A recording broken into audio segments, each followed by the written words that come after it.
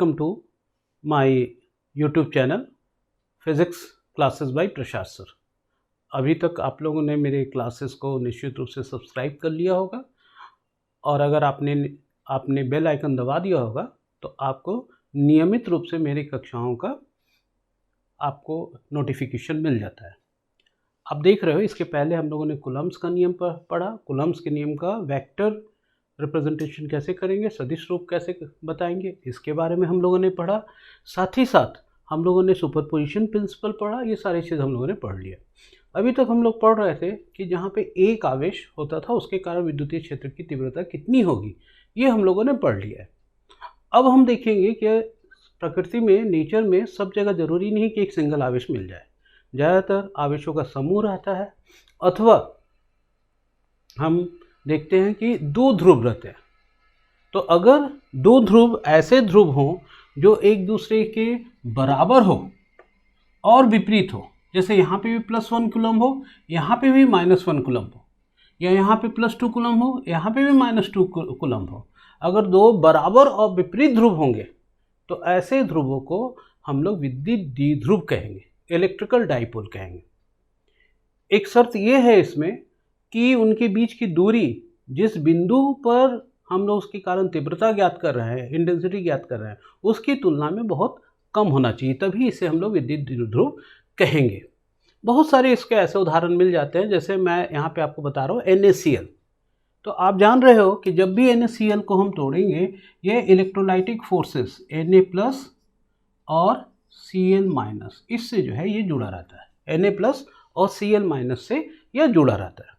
तो यहाँ पे एक ध्रुव Na+ का हो गया, इसमें एक इलेक्ट्रॉन की कमी हो जाती है इसलिए Na+ हो जाता है, और इसमें Cl में एक इलेक्ट्रॉन की अधिकता हो जाती है इसलिए Na- हो जाता है। और ये दोनों के बीच की दूरी लगभग 10⁻⁻10 एंगस्ट्रॉन के बराबर होता है, जो कि बहुत अल्प है। अब वाटर का अनुलेय, आप ये नहीं देखिए कि इसमें 2 हाइड्रोजन है। वास्तव में जब इसका आयोनाइजेशन होता है H2O का, तो ये जो है H+ और OH- में टूट जाता है। अर्थात ये भी क्या हो गया, आयनिक कंपाउंड है। और यहाँ पे भी कितने ध्रुव हैं, 2 ध्रुव हैं। तो ऐसा कोई भी ध्रुव जिसमें 2 बराबर और विपरीत ध्रुव हो और अल्प दूरी पे हो, तो हम ऐसे ध्रुवों को क्या कहेंगे, विद्युत द्विध्रुव कहेंगे। अगर हम 2 छोटे छोटे गोले लें, 2 छोटे ठोस या खोखले गोले लें और इसको एकदम अल्प दूरी पे रख दें और दोनों पे समान और विपरीत आवेश हम दें, दोनों पे मान लिया जाए इसमें +4 कूलम्ब का प्लस चार्ज है, इसमें -4 कूलम्ब का माइनस चार्ज है। तो ये गोला होते हुए भी ये कैसा कार्य करेगा, विद्युत द्विध्रुव का काम करेगा, क्योंकि हम लोग आगे देखेंगे कि ये गोला जो होता है वो बिंदु आवेश के समान कार्य करता है। तो ऐसा कोई भी ये होगा तो उसे हम लोग क्या कहेंगे, विद्युत द्विध्रुव कहेंगे। अब एक दूसरी जो भौतिक राशि है उसको हम लोग कहते हैं विद्युत द्विध्रुव आघूर्ण, इलेक्ट्रिकल डाइपोल मोमेंट। आप लोगों ने मोमेंट शब्द बहुत बार पढ़ा होगा, क्लास 11 में भी जो है आप लोगों ने पढ़ा होगा। कहाँ पढ़े थे, याद है क्या आपको? गुड। हम लोगों ने जड़ता आघूर्ण में पढ़ा था, मोमेंट ऑफ इनर्शिया में पढ़ा था, हम लोगों ने टॉर्क यानी कि बल आघूर्ण में पढ़ा था। और जनरली हम लोग क्या करते हैं, दोनों में, टॉर्क में या बल आघूर्ण में, जड़ता आघूर्ण में, हम लोग क्या करते हैं, दूरी से गुना कर देते हैं। तो सेम ही काम यहाँ पे भी करते हैं। विद्युत द्विध्रुव का कोई एक आवेश, प्लस लो या माइनस लो, एवं दोनों के मध्य की दूरी का गुणनफल को हम लोग विद्युत द्विध्रुव आघूर्ण कहते हैं। Any one charge and the multiplication of the distance between these two charges are called electrical dipole moment. What is electrical dipole moment? You can easily define. In electrical dipole, the distance between these two charges and the multiplication of any one charge is called electrical dipole moment. So it's quite easy, आप लोग बहुत आसानी से इसको जो है define कर सकते हैं, परिभाषित कर सकते हैं। और एक चीज़ हम लोग जनरली हम लोग क्या लिखते हैं, यहाँ पे हम लोग दूरी लिखते हैं। अगर दूरी एक अदिश राशि है और आवेश भी एक अदिश राशि है तो अगर जो है अगर हम दूरी और आवेश को गुना करेंगे तो निश्चित रूप से एक अदिश राशि आनी चाहिए, एक स्केलर क्वांटिटी होनी चाहिए। लेकिन याद रखिए it is not an scalar quantity, it is a vector quantity. अगर कोई वेक्टर क्वांटिटी है मतलब ये दोनों के गुणनफल में कोई ना कोई एक राशि क्या होना चाहिए, सदिश होना चाहिए, या फिर दोनों सदिश हो और मल्टीप्लिकेशन भी सदिश हो। तो हम जान रहे हैं कि आवेश तो सदिश है नहीं, तो सदिश क्या होगा, L। अब L अगर सदिश है तो मतलब क्या ये दूरी होगा, मैंने यहाँ पे लिखा है जरूर दूरी, लेकिन क्या ये सही मैंने लिखा है, यहाँ पे क्या होना चाहिए सही डिफिनेशन क्या, कई सारे बुक्स में दूरी लिखा हुआ है इसलिए मैंने भी लिखा है, लेकिन इसमें सही डिफिनेशन क्या होना चाहिए कि दोनों के मध्य का विस्थापन, डिस्प्लेसमेंट,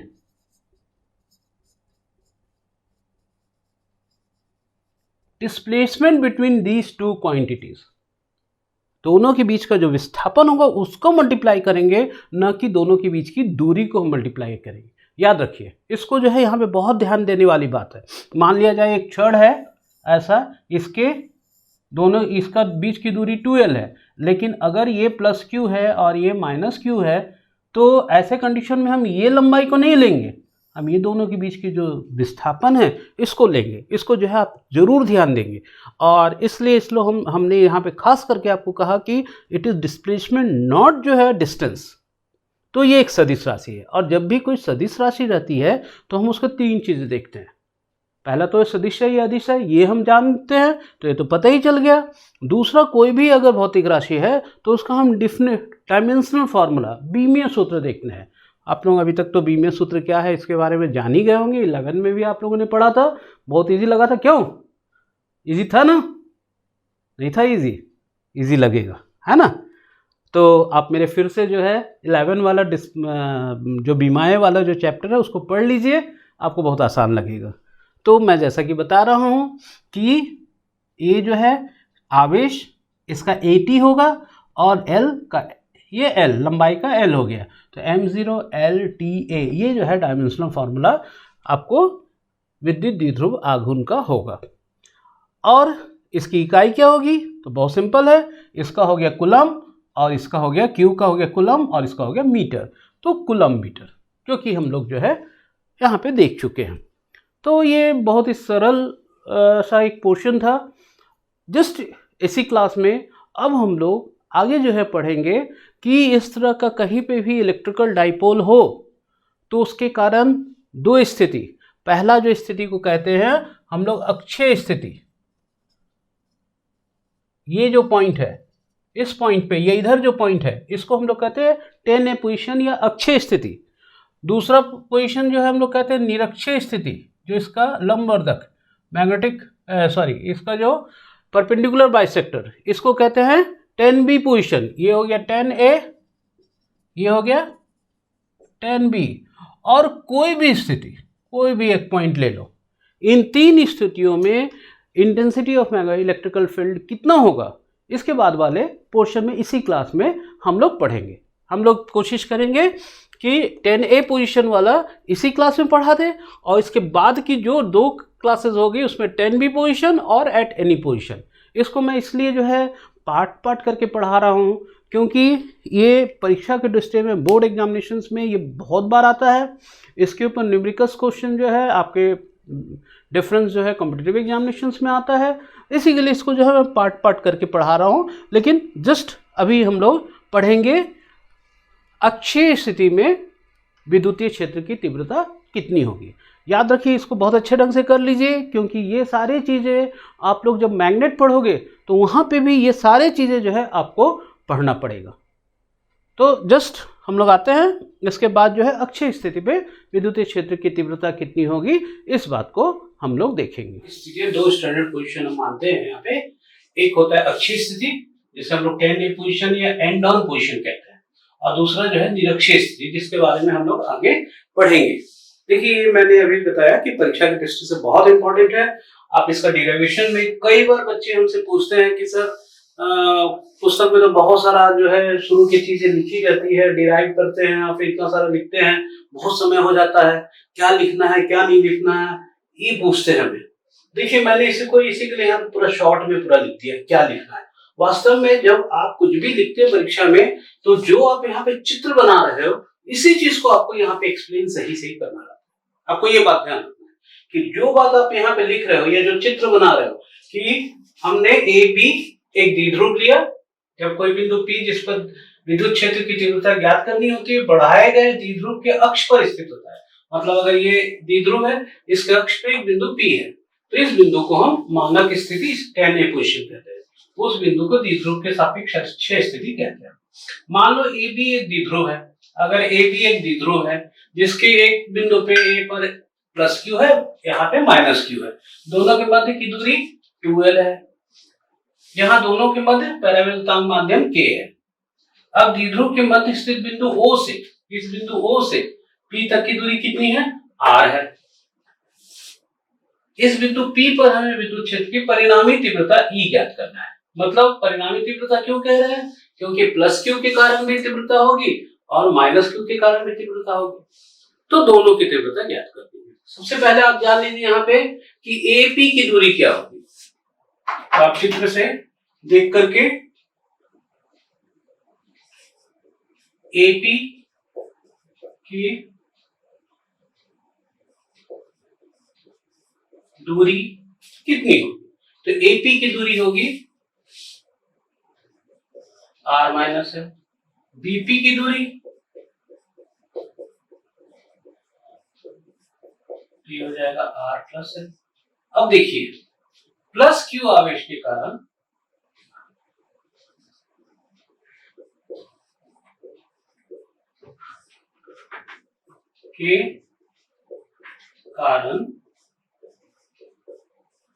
बिंदु P पर तीव्रता जिसकी दिशा बाहर की तरफ होगी, क्योंकि यहाँ पे प्लस क्यू आवेश है, ये भी जो है एकांक धन आवेश है, तो दोनों प्रतिकर्षित करेंगे, इसलिए E1 होगा। तो E1 equals to 1/4 pi epsilon 0 K Q upon AP का स्क्वायर। और जैसा कि आप देख रहे हो यहाँ पे AP equals to 1/4 pi epsilon 0 K Q upon R minus L का होल स्क्वायर। अब फिर देखिए माइनस Q आवेश के कारण बिंदु P पर तीव्रता ये कितनी होगी? तो E2 equals to 1/4 pi epsilon 0 K Q upon BP का स्क्वायर, और BP equals to Q upon R plus L का होल स्क्वायर। ये समीकरण 1 हो गया, ये समीकरण 2 हो गया। अब आप देख रहे होगे मैंने वहां पे E1 का लंबाई को ज्यादा बनाया है और E2 की लंबाई कम बनाई है। उसके पीछे क्या कारण है बता सकते हैं आप कोई? बहुत सिंपल है, क्योंकि प्लस क्यू आवेश इस बिंदु से नजदीक है, इसलिए प्लस क्यू के कारण तीव्रता अधिक होगी, तो E1 इस दिशा में होगा। और माइनस क्यू के कारण तीव्रता, क्योंकि ये दूर है इसलिए ये कम होगा, तो कुल आवेश कुल ये क्या हो जाएगा? परिणामी तीव्रता क्या हो जाएगी?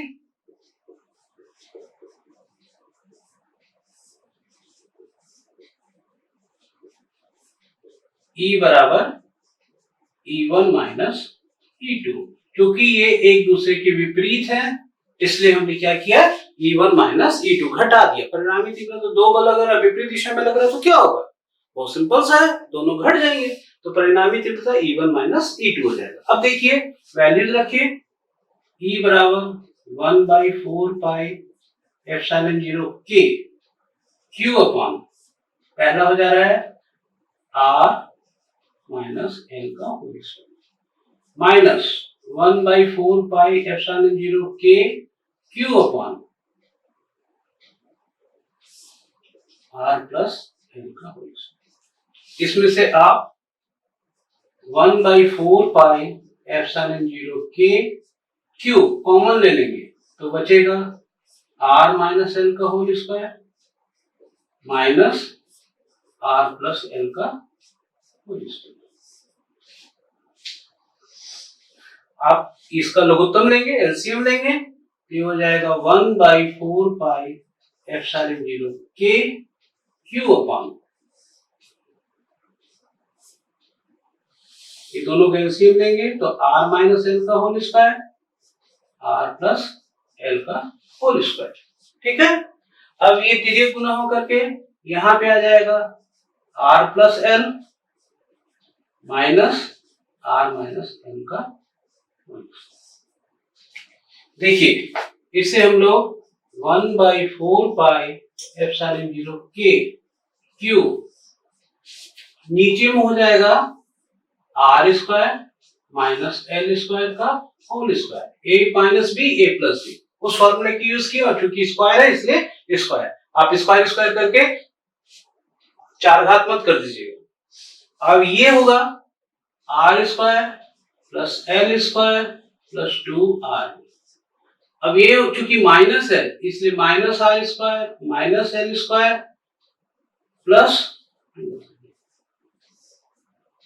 आप देख रहे हो यहाँ पे ये कैंसिल हो जाएगा, ये कैंसिल हो जाएगा, ये कैंसिल हो जाएगा, ये कैंसिल हो जाएगा, तो हमें क्या प्राप्त होता है, ये होता है हमें 1/4 pi epsilon 0 K Q 4rl upon R square minus L square का होल स्क्वायर।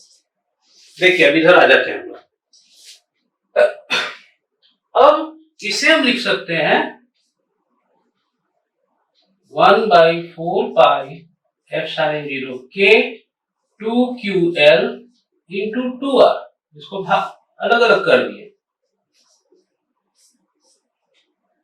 ये हो जाएगा 1/4 pi epsilon 0 K 2pr upon R square minus L square का होल स्क्वायर। अब क्या बता सकते हैं हमें ये 2p कहां से आ गया, बहुत सिंपल है, आपको पता होगा कि p इक्वल टू होता है 2ql,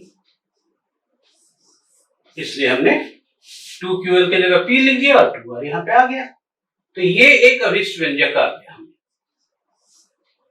अब इसको हम चाहे, अगर एक विशेष केस होगा कि अगर ये दोनों ध्रुवों के बीच की दूरी इससे की तुलना में r बहुत लंबा है, बहुत ज्यादा है, r is very very greater than l, तो हम l को हम क्या करेंगे, नगण्य मान के छोड़ देंगे, तो E इक्वल हो जाएगा 1/4 pi epsilon 0 K 2pr upon r का 4 घात, एक r से एक r कट गया, 3 1/4 पाई एप्सिलॉन 0 के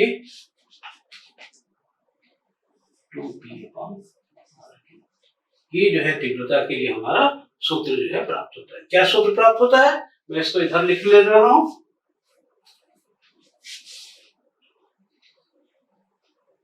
E equal to 1/4 pi epsilon 0 K 2p upon r।